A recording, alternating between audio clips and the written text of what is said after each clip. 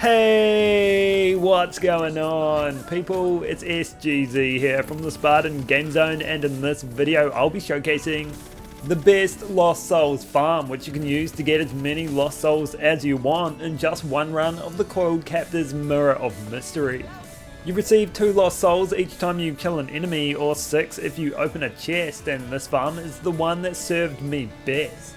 If this video helped you out, I'd appreciate you helping me out by dropping a like. You could even subscribe if you'd like to, or you could even follow me on Twitter, and let's crack into it. So normally as you move through the stages, the enemy waves eventually stop coming. Even if you don't complete the objective, there will come a point where they stop spawning and you have to progress, or you're just there twiddling your thumbs.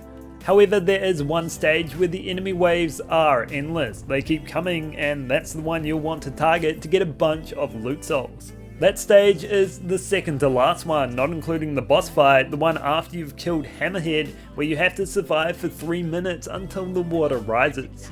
Towards the end of the 3 minutes, you'll notice that coiled iron skins begin spawning, and it's practically that until forever, but something else does happen if you farm them for long enough.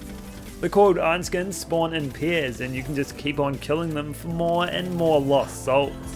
Now it's at about this point where Vesper tells you that you need to turn off the valves or the water will continue rising and you'll drown. But I farmed this for 30 minutes straight before my game crashed and nothing happened. So all I can say on that front is Vesper's a liar. Speaking of something happening, something weird did happen about 12 minutes in. The initial enemies started spawning again, which gives a nice boost to the amount of lost souls you can collect every now and then.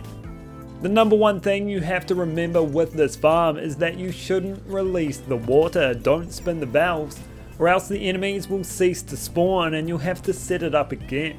The enemies that have already spawned in will remain, but no further enemies will come and replace them.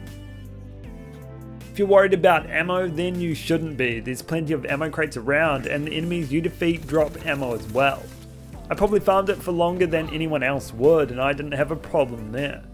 Depending on your loot luck, you might get a few legendaries, but the point of this farm is definitely getting those lost souls, so you can spin the Wheel of Fate, which is actually a great way to get DLC loot.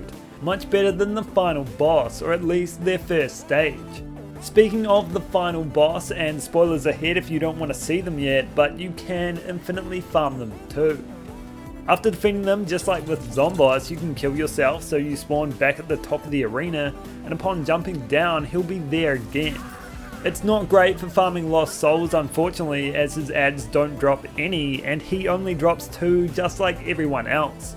So the coiled iron skins are definitely the best approach for getting lost souls quickly.